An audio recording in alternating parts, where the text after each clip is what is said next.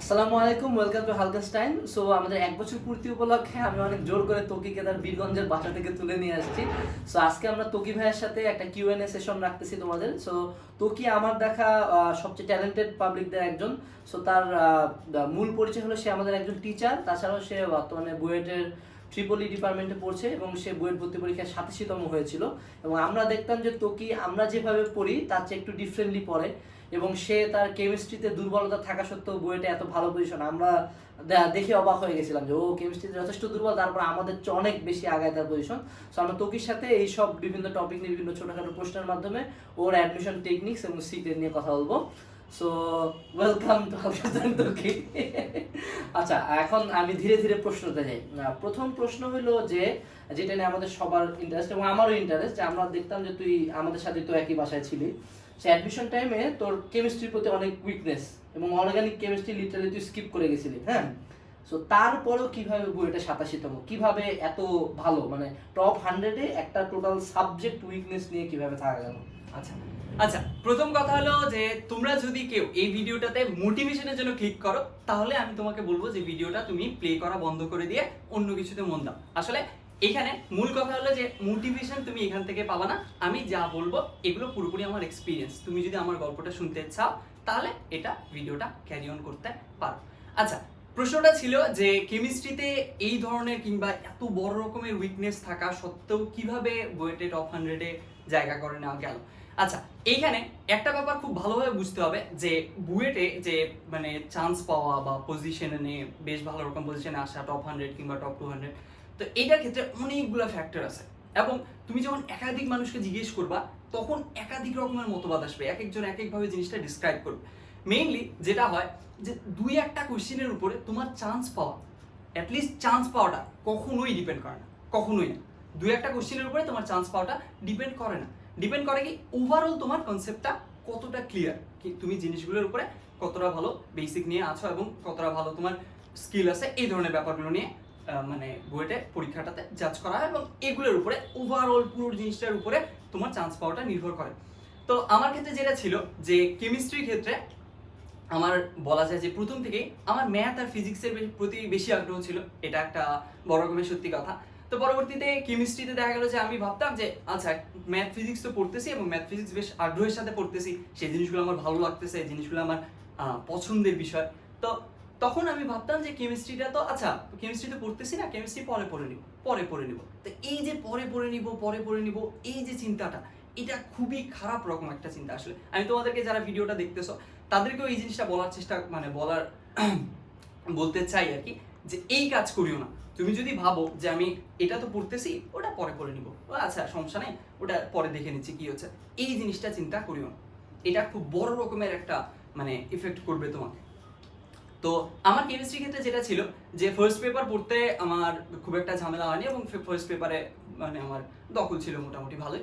তারপরে second paper যখন পড়তে শুরু করলাম, তো সেকেন্ড পেপার যখন আমার কলেজে পড়ায় তখন আমি অন্যান্য চ্যাপ্টার যখন কলেজে পড়াচ্ছে কলেজের সাথে সাথেই পড়তেছি, কিন্তু যখন জৈব যৌগ পড়ানো শুরু হয় তখন আমি অন্যান্য সেক্টরে টাইম দিতে শুরু করি। মনে করো যে ম্যাথের কোনো একটা বিষয় আমি একটু একটু ডিপনেস নিয়ে পড়াটা আগাইতে যাচ্ছি, কিংবা ফিজিক্সের কোনো একটা পয়েন্টে একটু ডিপনেস নিজের বাড়াইতে যাচ্ছি। তো এইটা করতে গিয়ে আমার জৈব যৌগ লিটারালি কিছু পড়া হয়নি, একেবারে লিটারালি শুনুন, জাস্ট আমি ক্লাস করতাম। মনে করো যে ক্লাসে যে জিনিসগুলো পড়ানো হচ্ছে ওই জিনিসগুলো হয়তো দেখলাম, কিন্তু সবগুলো জিনিস তো আসলে শুধু দেখলে হয় না, সেই জিনিসগুলো নিয়ে নিজেকে টাইম দিতে হয়, নিজেকে স্টাডি করতে হয়। তো আমার জাস্ট ওই যে মনে করো ওইখানে আমি আটকে গেছিলাম, এই জৈব যৌগটাতে বিশাল রকম আমার গ্যাপ ছিল। বিশাল রকম বলতে আমি প্রথমের ওই অ্যালকিন অ্যালকাইন অ্যালকেন এই জিনিসগুলো জাস্ট একটু হয়তো বা পড়ছিলাম, তারপরে আর আমার ক্যারি অন করা সম্ভবই হয়নি। এবং এই জিনিসটা কতটা খারাপ তোমাদেরকে আমি বলি, তুমি বুঝছো, অনেকে ভাবে কি তোমাদের মধ্যে একটা বড় রকমের মানে ভুল ধারণা আছে। সেই ভুল ধারণাটা কি, যে আমি কলেজ লেভেলে তো এই ইন্টারে পড়াশোনা করতেছি, আচ্ছা করতেছি মোটামুটি চলতেছে, এইচএসসিটা শেষ হোক, ওই যে 3 মাস আমি ভীষণ পরিশ্রম করব, খুব পরিশ্রম করব, পরিশ্রম করে আমি বুয়েট মেডিকেল ঢাকা ইউনিভার্সিটি যা আছে সব জায়গায় খুব ভালো করে ফেলবো, ওই 3 মাস আমি দিন রাত পড়বো, এটা করবো ওটা করবো। এই যেগুলো চিন্তা যদি তুমি করে থাকো, তুমি অনেক বড় রকমের একটা ভুল করতেছো। এইটা মাথা থেকে ঝেড়ে ফেলো। তোমার যে আসল যে জিনিসটা একেবারে যেটার উপরে ভিত করে তোমার দাঁড়াবা, তুমি উপরে জায়গাগুলোতে যাবা, এইটা হচ্ছে ইন্টারে এই 2 বছর। এই 2 বছরে তুমি যা পড়বা সেটাই তোমার পরবর্তীতে আসবে। তুমি 18 মাসে যা করতে পারো না 3 মাসে কখনো সেটা করতে পারো না। এইটা কেউ কখনো বুঝে না, মানে এই বলা জিনিসটা তারা- এইচএসসির পড়াটা ছাড়ে দেয় আর অ্যাডমিশন দিয়ে ভালো হয়ে যায়, কিন্তু এইচএসসি তে যদি না পড়ো তুমি অ্যাডমিশনটা ভালো করবা না।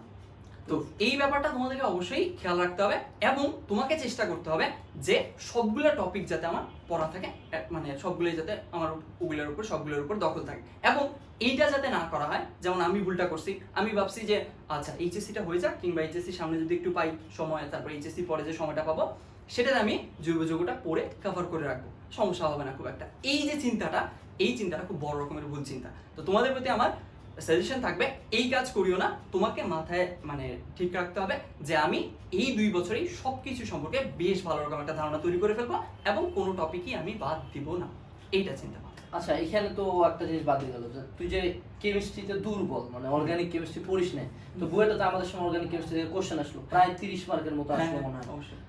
তারপর ল্যাবরেটরি নিরাপদ রসায়ন থেকে আসলো, এগুলো তো তোর মনে হয় তো বা বাদ দিয়েছিস। তুই এক্সাম হলে কি করলি? আচ্ছা, যে এক্সাম হলে যেটা আমি chemistry করলাম আর কি করলি, হ্যাঁ। কেমিস্ট্রির ক্ষেত্রে, তখন আচ্ছা ল্যাবরেটরি যে ব্যবহারগুলো, মানে ওটা তো অন্যান্য চ্যাপ্টারে ছিল, ওই জিনিসগুলো আসলে পড়া ছিল এবং ফার্স্ট পেপার আমি বেশ ভালোভাবে পড়ার চেষ্টা আচ্ছা। করছি।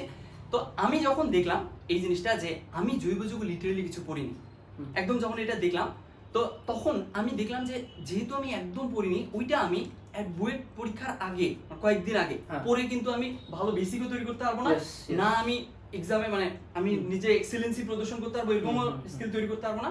তাহলে আমি কি করলাম, তখন আমি চিন্তা করলাম যে এইটা আমি বাদ দিয়ে কি কাজ করব, ক্লিয়ারেন্সে জোর দেবো।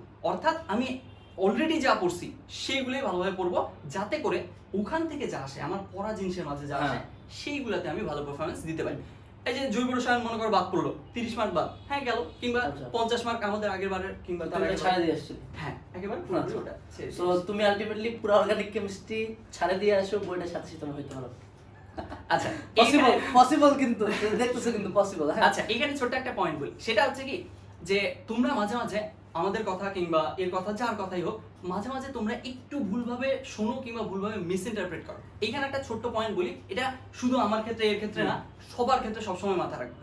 আমরা যেগুলো বলি সেগুলো আসলে আমাদের ব্যক্তিগত দৃষ্টিভঙ্গি। হ্যাঁ। তুমি যখনই একটা মানুষের দৃষ্টিভঙ্গির সাথে আরেকটা মানুষের দৃষ্টিভঙ্গি তুলনা করতে যাবা, তখনই এখানে একটা মিস ইন্টারপ্রিটেশনের বড় রকমের হ্যাঁ, চান্স। যেমন এখানে পয়েন্ট হলো আমি বললাম অর্গানিক কেমিস্ট্রি ছাড়া বইটা চান্স পাওয়া যায়, এখন তুমি এটা ছড়ায় দাও, একদম 1000-2000 জন দ্বারা আমাকে গালি দিবে। But that's a thing that একজন কিন্তু ও কিন্তু স্কিপ করছে, কিন্তু বাকিগুলো খুব ভালো মতো করছে, এই জন্য হয়েছে। তার মানে এই না যে তুমি অর্গানিক কেমিস্ট্রি টোটাল ছাড়ে দিবা। হ্যাঁ। আমাদের মেসেজটা এইটা, ইচ্ছা করে এই লাইনটা বলা হলো যে অর্গানিক কেমিস্ট্রি ছাড়ে বইটার সাথে সাথে বসে, তা না। সে কিন্তু জাস্ট একটা মিস্টেক করে ফেলছে, বা সেই মিস্টেকটা সে কিভাবে ঢাকছে। সো এই ঘটনাটা তোমাদের সামনে আনার মূল উদ্দেশ্য হলো, ধরো তুমি স্থিতিবিদ্যা, গতিবিদ্যা বা ত্রিকোণমিতি তুমি বাই দি বাই স্কিপ করে ফেলছো তোমার বুয়েট পরীক্ষা কয়দিন পরে। সো ওর কথা, ওর গল্পটা মূল মর্মার্থ এটা যে যদি তোমার পড়া না হয়ে থাকে, তুমি অন্যান্যগুলো এত ভালো মতো পড়ে যাও যে ওই মার্কের গ্যাপটা যদি তুমি বাকিগুলোতে ফিল করতে পারো, ঠিক আছে। সো কথা মিস ইন্টারপ্রেশন যাতে না হয়, এটা প্রথম পয়েন্ট গেল যে তোকির কেমিস্ট্রি উইকনেস তোকে কিভাবে কাটায় উঠলো, বা তোকির কেমিস্ট্রি উইকনেস থাকা সত্ত্বেও ও কিভাবে এক্সাম হলে সেটা কোপ আপ করলো। সেকেন্ড ইম্পর্টেন্ট পয়েন্ট যেটা আমরা তোকির মুখে শুনছি, যে আমরা প্রায় বুয়েটে যখন ভর্তি পরীক্ষা দিয়ে আসছি, সবাই আমরা 50 সামথিং উত্তর করে আসছি, 50টা প্রশ্ন টাচ করে আসছি, কিন্তু তোকিকে আমি জিজ্ঞেস করলাম, ও বললো যে ভাই আমি 40-41টা দাগায় আসছি। সো আমাদের চেয়ে সে কিন্তু প্রায় 10 টাকায় কোশ্চেন অ্যান্সার কম করছে, তারপরেও তার পজিশন আমাদের চেয়ে অনেক ভালো।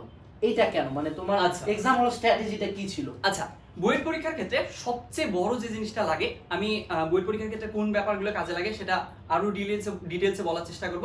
তাও ছোট করে যদি বলার চেষ্টা করি, মেইনলি 3টা জিনিস কাজে লাগে: স্কিল, অ্যাকুরেসি, ক্লিয়ারেন্স।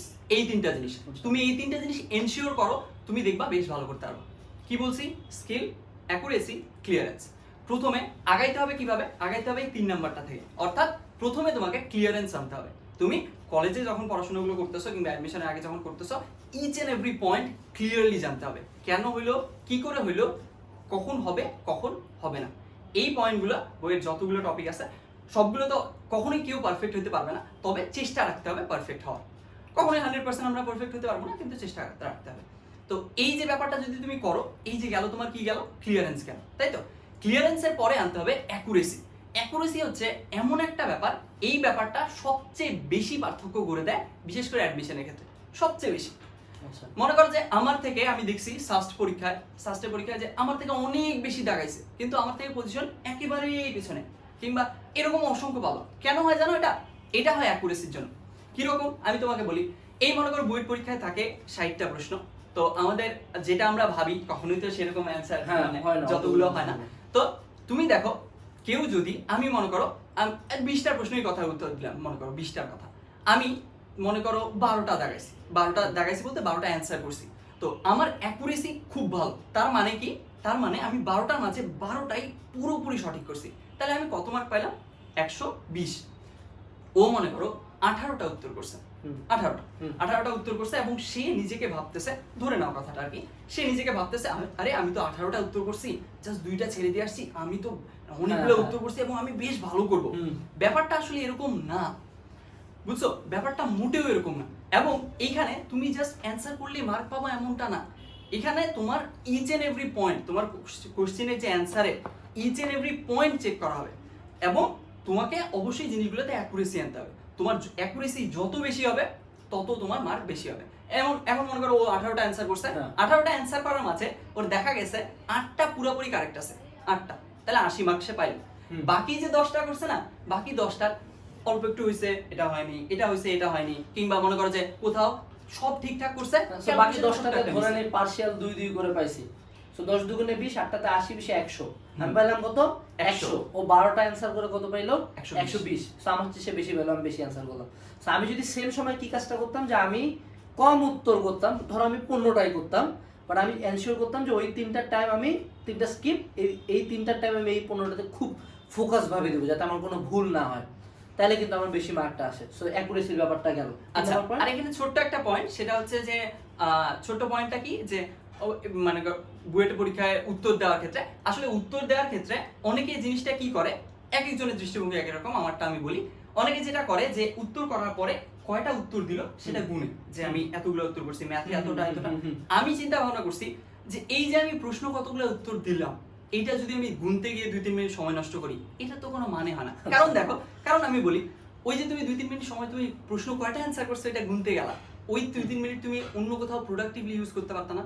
তুমি যে গুনলা, গুনে কি তোমার অ্যান্সার বাড়লো, কমলো, কিছু হইলো না, তোমার অ্যান্সার স্ক্রিপ্টে কোনো চেঞ্জ আসলো না। তো এই জন্য গুণা বাদ দিয়ে আমার কাছে মনে হয় প্রোডাক্টিভ ওয়েতে ওই সময়টা আমি যেই প্রশ্নটা পারতে পারি, আমার চান্স আছে, সেটাতে ব্যয় করাটা বেশি উপযোগী। তবে আমার এটা মনে আছে যে ম্যাথে আমি 19টা অ্যান্সার করছিলাম, এবং আর বাকিগুলোতে এটা গুণা হয়নি আর কি। আচ্ছা আচ্ছা, এটা ছিল তোকের। আচ্ছা, স্কিল নিয়ে কিছু বলছিস? হ্যাঁ, আচ্ছা, 3টা পয়েন্ট যেটা বলছিলাম, স্কিল, অ্যাকুরেসি আর ক্লিয়ারেন্স। তো গেল, ক্লিয়ারেন্স ক্লিয়ার হইলো। এবার তারপরে হচ্ছে তোমার অ্যাকুরেসি নিয়েও কথাবার্তা বললাম। এবার হচ্ছে স্কিল। স্কিল জিনিসটা কিরকম? স্কিল জিনিসটা সবচেয়ে বেশি ব্যবহার পাওয়া যায় যেগুলোতে এমসিকিউ পরীক্ষা হয় সেইগুলোতে। কিরকম? তোমাকে একটা কথা বলি, সেটা হচ্ছে ঢাকা ইউনিভার্সিটি বলো কিংবা অন্য ইউনিভার্সিটি বলো, মানে একদম টিপিক্যাল যে কোশ্চিন হয়, মনে করো টিপিক্যাল কোশ্চিন হলো, টিপিক্যাল কোশ্চিনের ক্ষেত্রে যেটা হয়, মনে করো সময় দেওয়া আছে ঢাকা ইউনিভার্সিটিতে 1 ঘন্টা, মনে করো 100টা কোশ্চিন দেওয়া আছে 1 ঘন্টা। যেটা হয়, যারা বইটা মোটামুটি হলেও ভালোভাবে পড়ছে কিংবা বেশ ভালোভাবে পড়ার চেষ্টা করছে, তাদের প্রায় সবারই অ্যান্সার করার ক্যাপাবিলিটি কাছাকাছি থাকে। হ্যাঁ, এটা সত্যি কথা, একদম কাছাকাছি থাকে। মানে কিরকম ক্যাপাবিলিটি, বুঝো, কথাগুলো ভালোভাবে নোটিস করো। ক্যাপাবিলিটি কিরকম, যে আনাসকে কিংবা আমাকে আরেকজনকে এইভাবে মনে করো যে আমাদের, ওর মনে করো 80টা, আমার 85টা, কিংবা আরেকজন 90টা, কিংবা ওর 90টা, এরকম থাকে। এখন এই ক্যাপাবিলিটির ক্ষেত্রে, সক্ষমতা জিনিসটার ক্ষেত্রে টাইম লিমিট কি আমরা বলছি? টাইম লিমিট আমরা বলি। এই যখনই টাইম লিমিটের ব্যাপারটা আসে, তখনই স্কিল কাজে লাগে। কিরকম কাজে লাগে? ও মনে করো যে 90টা অ্যান্সার করতে পারে, ও 90টা অ্যান্সার করতে পারে 65 মিনিটে। সময় কত? 60 মিনিট। 65 মিনিটে 90টা অ্যান্সার করতে পারে, এবং 90টাই সঠিক ধরে নিল। তাহলে ওই যে 60 মিনিট পাবে, 5 মিনিট কিন্তু এক্সট্রা সে পাবে না। তাহলে ওটা তখন সে ওটা মাইনাস, মানে ওটা পারলো না সে অ্যান্সার করতে। আমি মনে করো 85টা অ্যান্সার করতে পারি, কিন্তু আমার সময় লাগে 90 মিনিট। 1 ঘন্টার পরীক্ষা, আমার 80টা বা 85টা কারেক্ট করতে সময় লাগে কত? 90 মিনিট। এই যে এক্সট্রা 30 মিনিট, এক্সট্রা 30 মিনিট কি আমি পাবো? পাবো না। তো আমাকে 60 মিনিটের মাঝে অ্যান্সার করতে হবে। তাহলে 90 মিনিটে আমি 80টা পারি, 60 মিনিটে আরো কম পারবো। একদম মানে কমন সেন্সের কথাগুলো বলতেছি। আরো একজন দেখা যাবে, সে মনে করো যে সেও 80টার মতো পারবে, কিন্তু তার সময় লাগবে 2 ঘন্টা। পরীক্ষা কি 2 ঘন্টা? পরীক্ষা তো 2 ঘন্টা না, পরীক্ষা 1 ঘন্টা। তাহলে বাকি যে 1 ঘন্টা সময়, তাহলে তো সে পারলো না। 2 ঘন্টায় যদি সে 80টা উত্তর করতে পারে, 1 ঘন্টায় সে পারবে কতগুলো? 40টা। তো এই জন্যই স্কিলটা দরকার। যখনই তোমার টাইম লিমিটের কথা আসে, সব পরীক্ষায় টাইম লিমিট আছে, এই টাইম লিমিটকে ম্যানেজ করার জন্য দরকার স্কিল। প্রথমে বিল্ড আপ করতে হবে ক্লিয়ারেন্স, তারপরে আনতে হবে অ্যাকুরেসি, তারপরে আনতে হবে স্কিল। আচ্ছা, এই 3টা পয়েন্ট গেল। এবার আমরা আরেকটা পয়েন্ট নিয়ে কথা বলবো যে তোমরা তো অনেকেই জানো যে তকি ভাইয়া এজ কোর্সে একটা কোর্স রান করতেছে, কেতাবুদ্দিন স্যারের সলভ কোর্স। সে অনেক ধীরে ধীরে ভিডিও দেয়, বাট তার কোর্সের স্টুডেন্ট সংখ্যা বর্তমানে সর্বাধিক। সো এখন কেতাবুদ্দিন স্যারের কোর্সের আইডিয়াটা তকিরই ছিল, কারণ তকি কিন্তু কেতাবুদ্দিন স্যার অনেক বড় ফ্যান। আমিও নিজেও অনেক বড় ফ্যান, বাট তকিকে দেখতাম যে দিন রাত ওই একটা বই অ্যান্সার শিট কাটাকুটি করে দাগ টাগ করে মানে খায়া ফেলছে। সো সে ম্যাথে নাকি 19টা অ্যান্সার করে আসছে বইটা। সো আমরা এখন তকির কাছে জানতে চাবো যে কেতাবুদ্দিন স্যারের বইটার তুমি এত বড় ফ্যান কেন, মানে কেন তোমার কাছে এত ভালো লাগে বইটা, পুরো একটা কোর্স নিয়ে আসছো?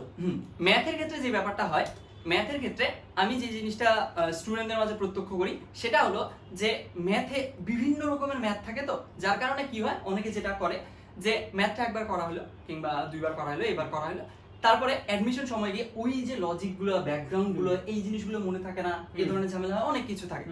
তো এই ব্যাপারগুলো যদি মনে করো সাইডেও রাখি, তাও কেতাব স্যারের বইয়ের যেটা আমি দেখছি, আমি যতগুলো বই দেখছি আর কি, অন্যান্য স্যারের বইয়ের ক্ষেত্রে কিংবা কেতাব স্যারের বই, তা আমি যেটা দেখছি যে কেতাব স্যারের বইয়ের বর্ণনা, বিশ্লেষণ, তারপরে সাজানো, এই জিনিসগুলা অনেক গুছানো এবং সহজ সাবলীল। সবচেয়ে বড় কথা হচ্ছে অনেক সাবলীল, এবং ম্যাথের সিকোয়েন্সগুলো এত সুন্দর করে সাজানো। আমি যে ব্যাপারটা খেয়াল করছি যে উদাহরণের ক্ষেত্রে তোমাকে উদাহরণগুলো যেই সিকোয়েন্সে দেওয়া হবে, তোমাকে এই প্রশ্নের অনুশীলনী প্রশ্নগুলো হুবহু সেই সিকোয়েন্সে দেওয়া। আচ্ছা আচ্ছা। যেমন একটা ছোট্ট একটা কথা বলি, মনে করো যে কেতাব স্যারের বইয়ে বৃত্ত চ্যাপ্টার যদি আমি পড়াইতে যাই, একটা বৃত্ত এক্স অক্ষকে টাচ করলে কি হবে, তার কেন্দ্র এক্স অক্ষের মানে এক্স অক্ষের উপরে থাকলে কি হবে, এটা হবে, ইচ এন্ড এভরি পয়েন্টের প্রত্যেকটা কেসে কি হবে সেগুলো ব্যাখ্যা করা আছে। হ্যাঁ, অন্য বইয়ে পড়াইতে গিয়ে আমি তখন ওই জিনিসটা পাই। তাহলে ওই যে আমি যে জিনিসটা পাইনি, তাহলে আমি কোনটার দিকে আগাবো? অবশ্যই যেখানে বিশ্লেষণ সুন্দর, চমৎকার সাবলীল বর্ণনা, এই ব্যাপার। এইখানেও আরেকটা ছোট্ট পয়েন্ট বলি, তার মানে কি ভাইয়া কেতাব স্যারের বই পড়তে হবে বইটা ভালো করার জন্য? না, বুক ডাজন্ট ম্যাটার করে তুমি বইটা থেকে নিজের মধ্যে কতটুকু ধারণ করতে পারতেছো। তুমি অন্য বই পড়েও খুব চমৎকার কনসেপ্টের অধিকারী হইতেই পারো, বইটা ম্যাটার করে না। তবে ব্যক্তিগতভাবে আমার খুবই পছন্দ কেতাব স্যারের বইটা, এটা অনেক সাবলীল একটা বই। আরেকটা ব্যাপার আমি খেয়াল করছি, বিশেষ করে যে কোর্সটা রান করতেছি সেটা করার সময়, তো এখানে তো আমাকে ইচ এন্ড এভরি ম্যাথ, প্রত্যেকটা ম্যাথ গো থ্রু করতে হয়, তারপরে টাইপ ওয়াইজ ক্যাটাগরাইজেশন করতে হয়, ক্যাটাগরাইজ করতে হয়, তারপরে ওই জিনিসগুলো নিজে হাতে সলভ করতে হয়, এবং পরবর্তীতে আমি ভিডিও শুট করে আপলোড করি, যাই হোক। তো এইখানে এটা করার সময় আমি যে জিনিসটা দেখছি সেটা হচ্ছে টাইপ ওয়াইজ যখন আমি ভাগ করতে যাই, তখন দেখি উদাহরণ 2 নাম্বার, অনুশীলনের 2 নাম্বারের টাইপের সাথে ম্যাচ, একদম এত সুন্দর করে সাজানো প্যারালালি জিনিসগুলো। আচ্ছা, 3 নাম্বার টাইপ, উদাহরণের 3, অনুশীলনের 3, প্যারালালি, একদম খুব এই ডিপেস্ট ব্যাপারগুলো অনেক ক্লিয়ার। এই জন্যই আমার এই ব্যাপারটা পছন্দ ছিল। তো কি যেহেতু বুঝে বুঝে করে, আমার ছোট মাথায় মনে হয়েছিল যে ম্যাথ কমন পাওয়া যায়, বাট আজকে আমি একটা নতুন জিনিস জানলাম যে সাজানো ভালো।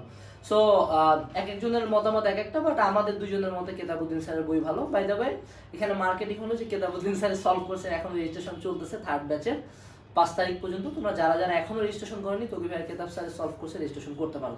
এবার আমরা আরেকটা লাস্ট প্রশ্নে চলে যাব, সেটা হলো যে উদ্ভাসের উইকলি। সো আমরা দুজনেই তো উদ্ভাসী ইঞ্জিনিয়ারিং কোচিং করছিলাম। সো আমি যেটা দেখতাম যে প্রথম কয়েকটা উইকলিতে হয়তো আমার পজিশন ভালো ছিল, বাট তার পরবর্তীতে প্রায় 4 থেকে 5টা উইকলি, মানে সবচেয়ে কঠিন উইকগুলোতে তোর পজিশন একদম মানে টপ 10-এ থাকতো প্রায় মানে অনেক বেশিরভাগ জায়গায় দেখতাম যে উদ্ভাসের একদম টপ 10-এ তুই। উদ্ভাসের উইকলিতে তোর নাম্বার একমাত্র অর্গানিক কেমিস্ট্রি পড়ে তো বাদ দিয়ে দিছিলি, ওখান থেকে তুই বাদ দিয়ে দিছিস, বাট তার আগে পর্যন্ত উদ্ভাসের উইকলির নাম্বার তো অ্যাবাভ এভারেজ 180 সামথিং থাকতো। সো উদ্ভাসের উইকলিতে কিভাবে ভালো করা যায়, কি স্ট্র্যাটেজি আচ্ছা, এইখানেও প্রথম কথা হলো যে এই যে উদ্ভাসের উইকলিতে কেউ ভালো করবে, কেউ খারাপ করবে। এইটা নিয়ে এখনই বলতেছি, যারা এইচএসসি ফার্স্ট ইয়ার আসো তারাও ভালোভাবে কথাটা মাথায় ঢুকায় না, যারা সেকেন্ড ইয়ার আসো মানে পরীক্ষার্থী তারা, আবার যদি একেবারে এসএসসি দিয়ে দেখতেছো তাও এই ব্যাপারগুলো মাথায় রাখো। দেখো, উদ্ভাসের উইকলিতে যেটা করা হয়, তোমার এক্সট্রিম লেভেলের স্কিল, অ্যাকুরেসি, ক্লিয়ারেন্স সবগুলো জাজ করা হয়, এক্সট্রিম লেভেল, একদম এক্সট্রিম লেভেল। যার কারণে যেটা হয় যে আমরা অনেকের পড়ার জিনিসগুলোর সাথে বা পড়ার যে ওয়েটা সেটার সাথে ওটা ম্যাচ করে না, যে আমি যেভাবে পড়ি সেভাবে ম্যাচ করে না। এই কারণে যেটা হয়, আমি সবসময় বলবো এই জিনিসটা, উদ্ভাসের উইকলিতে যদি তুমি ভালো করতে চাও বা ভালো করার আগ্রহ থাকে, এটা খুবই ভালো ব্যাপার। তবে এই জিনিসটা কখনো মাথায় নিও না যে উদ্ভাসের উইকলিতে ভালো করলেই আমি বইটা ভালো করব, কিংবা উদ্ভাসের উইকলিতে খারাপ করলে আমি বইটা ভালো করতে পারবো না, এরকমটা মোটেও না। তবে এখন উদ্ভাসের উইকলিতে পজিশন নিয়ে কথাবার্তা। তো উদ্ভাসের উইকলিতে যখন আমি প্রথম গেলাম, মানে প্রথম উইকলি দিলাম, দ্বিতীয় উইকলি দিলাম, এভাবে যত অ্যাপ্রোচ করলাম তত আমি দেখতেছি এখানে সবচেয়ে বেশি কাজে লাগে স্কিলটা, সবচেয়ে বেশি কাজে লাগে স্কিল। এই স্কিলের পিছনে আমি মানে প্রচুর পরিশ্রম দিয়েছি এবং অ্যাডমিশন টাইমে বলা যায় যে এই স্কিলের পিছনে সবচেয়ে বেশি পরিশ্রম করতাম। ওই যে ও যে কথাটা বললো যে ও খালি আমার রুমে ঢুকলেই দেখতে যে আমি বসে বসে ওই ম্যাথই করতেছি, একই ম্যাথ দুইবার এইবার দাগা দাগা শেষ। এই তো এই কাজটা করতাম আমি জাস্ট ওই স্কিলটা বিল্ড আপ করার জন্য, যে আমাকে একদম মানে ক্লিয়ারেন্স যা থাকার হইলো, ক্লিয়ারেন্স যদি নতুন কিছু শিখতে পারি নিজের মাঝে ধারণ করে নিলাম। অ্যাকুরেসি ব্যাপারগুলোতে ছোট ছোট পয়েন্ট আমার খেয়াল যদি পড়ে যে আরে এই পয়েন্টটা তো এইভাবে চিন্তা করা যায়, এই পয়েন্টটা এইভাবে আমার ভুল হয়েছিল, ওগুলো নিলাম। আর স্কিলের ক্ষেত্রে ভীষণ রকম পরিশ্রম ওই সময় এই পরিশ্রমটা করছিলাম। এবং আমার কাছে মনে হয় উদ্ভাসের উইকলিতে এই স্কিলটাই সবচেয়ে বেশি মানে কাজে দেয়। এখন কথা হচ্ছে যে উদ্ভাসের উইকলিতে ভাইয়া এমন এমন কোশ্চেন আসে যেগুলো সম্পর্কে আমার ধারণাই নেই, তো ওইগুলোর ক্ষেত্রে ব্যাপারটা কি রকম হয়। তো যেটা হয় আর কি, যে আমি চেষ্টা যেটা করছিলাম ব্যক্তিগত ক্ষেত্রে, যে ওই টপিকগুলো কিংবা সবগুলো টপিক নিয়ে যখন আমি কথাবার্তা বলতেছি, সবগুলো টপিক কিংবা সবগুলো বিষয়ে সব টাইপের কোশ্চেন আমারও কমন না, কারোরই কমন। তাহলে আমি যেটা করতাম, আমি সবসময় এই বিশ্বাসটা মাথায় রাখতাম যে যা থাকবে সব আমার ক্যাপাবিলিটির মাঝে থাকবে, অর্থাৎ আমি যে ব্যাপারগুলো জানি ওগুলা দিয়েই কোনো না কোনো ভাবে সলভ করা যাবে। আচ্ছা, এই ব্যাপারটা যখন কেউ মাথায় নেবে তখন সে আলাদা একটা স্ট্রেংথ পাবে। কিরকম, আমাকে একটা একদম আজগুবি টাইপের উদ্ভট টাইপের ম্যাথ দিল, আমি কি করব, ওখান থেকে ফাইন্ড আউট করার চেষ্টা করব ফ্যামিলিয়ার জিনিস কোনগুলো, আমার পড়ার সাথে ফ্যামিলিয়ার জিনিস কোনগুলো। আচ্ছা, আর তখন আমি মাথায় রিলেট করার চেষ্টা করব, আরে এই ম্যাথটা অবশ্যই আমার জানা জিনিস দিয়েই হবে, নাহলে দিল কেন, এটা আমি মাথায় নিতাম, হোক আর না হোক মাথায় নিলাম। তখন যেটা হতো, তখন আমার কোশ্চেনটা সলভ করা ইজি হয়ে যেত। এরকম অসংখ্য কোশ্চেন আমি সলভ করতে পারছি উদ্ভাসের উইকলিতে, যেগুলো আমার পারার মনে করো যে স্বাভাবিকভাবে দিলে হয়তো চান্সই ছিল না কিংবা পারতাম না, এরকম আর কি। তো এই জন্য উদ্ভাসের উইকলিতে যদি ভালো করতে হয়, এক্সট্রিম লেভেলে ক্লিয়ারেন্স থাকা লাগবে, বিশেষ করে ক্লিয়ারেন্সটা অনেক বেশি জরুরি। এক্সট্রিম লেভেলে ক্লিয়ারেন্স থাকতে হবে টপিক সম্পর্কে, তাহলে টপিকগুলো সম্পর্কে ওর ফ্যামিলিয়ারিটি থাকবে যে হ্যাঁ এই টপিক থেকে এরকম কোশ্চেন আসে। আর অ্যাকুরেসিটা কাজে লাগে, তবে উদ্ভাসের ক্ষেত্রে অ্যাকুরেসিটার ক্ষেত্রে একটু মানে ব্যাপার যেটা হচ্ছে যে এখানে আংশিক অ্যান্সার করলেও বেশ ভালো রকম আংশিক মার্ক পাওয়া যায়, এবং এই জিনিসটা কিন্তু অ্যাডমিশনে হবে না, এটা মাথায় রাখি। সবসময় অ্যাকুরেসি দিয়ে ক্লিয়ার মানে জোর দেওয়ার চেষ্টা করবা, এরকম করার চেষ্টা করবা যে আমি যতগুলো অ্যান্সার করতেছি যাতে সবগুলোতেই ফুল মার্ক আমি ক্যারি করতে পারি, এমন যাতে না হয় আমাকে অ্যান্সার করতে হয় তাই বলে করতেছি, জাস্ট মানে এটা তো ফাঁকা রাখা যায় না, অ্যান্সার করতে এমনটা যাতে না, একটু মানে ভালোভাবে পরিশ্রম করে যাতে ফুল মার্কটা ক্যারি করে। আচ্ছা, এখানে একটা পয়েন্ট আছে, তো কনসেপ্ট বুক আর প্র্যাকটিস বুক করতেছিস তুই? আচ্ছা, এটা নিয়ে সবার অনেক প্রশ্ন হ্যাঁ, আছে, এটা নিয়ে খুব বড়, আমি জানি, খুব বড় রকমের প্রশ্ন। প্রথম কথা হলো, প্রথম এবং মানে ফার্স্ট এন্ড ফরমোস্ট পয়েন্ট হচ্ছে অবশ্যই তোমাকে বইটা খুব ভালোভাবে পড়তে হবে। এই কথা আমি বারবার আগেও বলছি, এখনো বলি, আমাকে পরবর্তীতেও বলে যেতে হবে।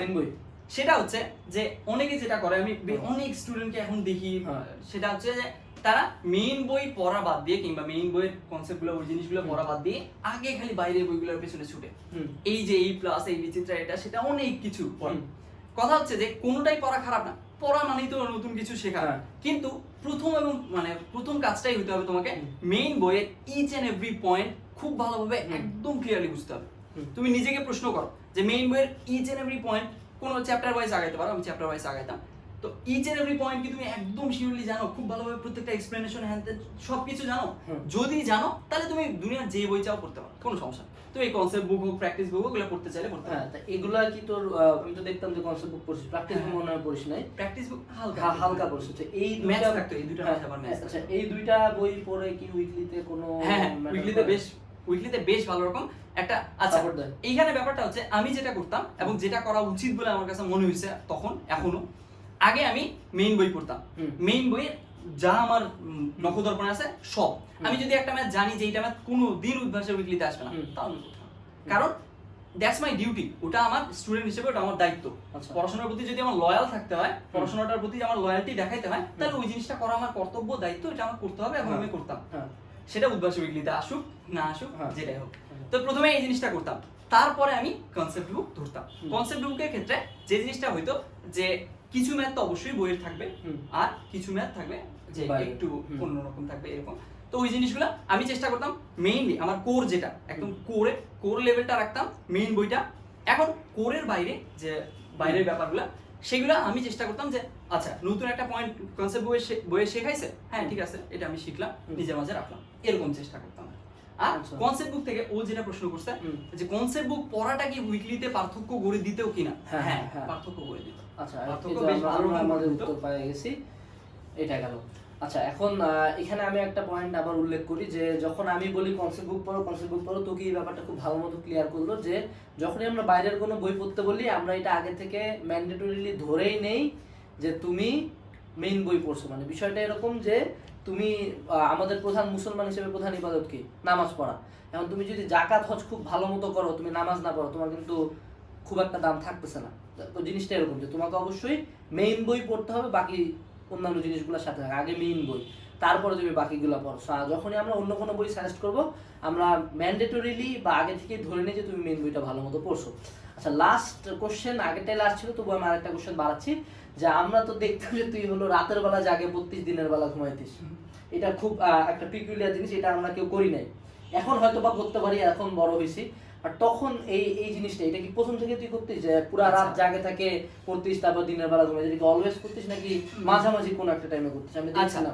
এই ব্যাপারটা শুরু হয় আসলে আমার কলেজ লেভেল থেকে। কলেজ লেভেলে যেটা ছিল যে আমার ব্যাপারটা ছিল যে এমন আমাকে টাইম পাইতাম না, যার কারণে আমার ওই রাতের বেলা একটু সময় দিতে হতো। আর এই যে রাতের বেলা সময় দিতে হতো এইটার কারণে কিন্তু ক্রমাগত আমার ক্ষতি হয়েছে। আর ফিজিক্যালি যদি তুমি দেখতে চাও, শারীরিক দিক থেকে রাত জায়গাটা ভীষণ রকম ক্ষতি করে। এবং আমি এখন রিগ্রেট করি যে কলেজ লেভেলে কিংবা অ্যাডমিশন টাইমে আমি এই কাজটা করছিলাম, এটা রিগ্রেট করি। তবে আমি করবা না করবা এটা আমি বলতেছি না, তোমাদের যেভাবে ইচ্ছা। যে অনেকেই আছে, এখন তো অনেকেই, আমি অনেককে দেখি, প্রচুর স্টুডেন্ট, প্রায় অনেকেই তারা রাতে পড়ে দিনে ঘুমায়, কিংবা এটা তোমার পার্সোনাল ব্যাপার। তবে পড়াশোনার ক্ষেত্রে একটা ভালো অ্যামাউন্টের টাইম দিতে হবে। এখন এরকম না অনেকে যেটা করো যে সারাদিন বই নিয়ে বসে থাকবো, কিংবা এরকমটা না, বুঝছো? তোমাকে ব্যাপারটা হচ্ছে সবচেয়ে বেশি যে জিনিসটা বললাম যে তোমাকে শোনো, ইন্টেলিজেন্স এই ব্যাপারটা তোমাকে খাটাইতে হবে, কাজে লাগাইতে হবে। এমন না যে শুধু আমি পড়লেই পারবো, কিংবা এরকমটা না। তোমাকে জিনিসগুলো বুঝতে হবে, বুঝে পড়তে হবে। দেখো, মনে করো একটা চ্যাপ্টারে মনে করো 50টা ম্যাথ আছে।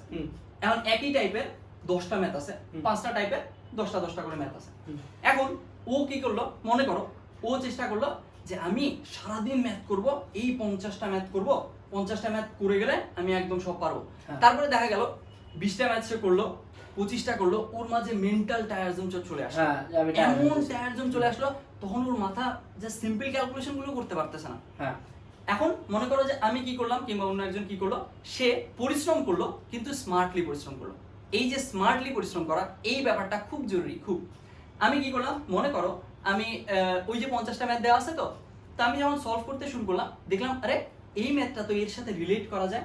তখন আমি যে ব্যাপারটা এর সাথে রিলেট করে নিলাম, মাথার মাঝে হোক, খাতায় যেভাবেই হোক, সেই জিনিসগুলো যখন রিলেট করে নিলাম, রিলেট করে নেওয়ার পরে তখন দেখা গেল আমার জিনিসটা চিন্তা করতে আমার সুবিধা হচ্ছে। আমি তখন কি করলাম, মনে করো একটা ব্যাপার লক্ষ্য করলাম যে সাইন কট থাকলে এরকম ভাবে করতে হয়। তখন আমি মাথায় নিয়ে নিলাম এই চ্যাপ্টারে যত ম্যাথ আছে সেখানে কট থাকলে আসলে মূলত এই টেকনিক দিয়ে করা যায়। মানে কি টাইপ ওয়াইজ ভাগ করে নাও?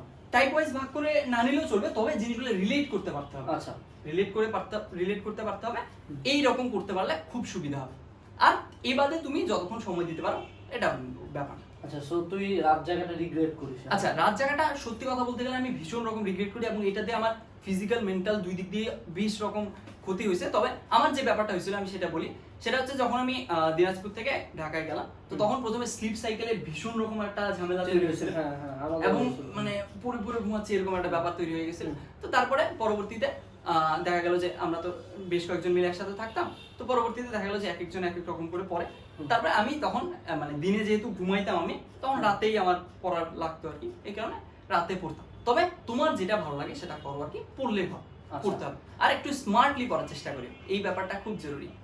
ওকে, সো ভিডিও অলরেডি অনেক লম্বা হয়ে গেছে। সো তকি ভাইয়াকে অনেক অনেক ধন্যবাদ, তকিকে ধন্যবাদ, সে আমাদের এখানে আসছে, এখন ক্লাস নিচ্ছে। আর আজকের ভিডিওতে আর আমরা লম্বা না করি, পরবর্তীতে হয়তো বা তকি তোমাদের সাথে অনেক স্কিল শেয়ার করবে। সো দেখা হচ্ছে পরবর্তী ভিডিওতে। আসসালামু আলাইকুম, ভালো থেকো সবাই।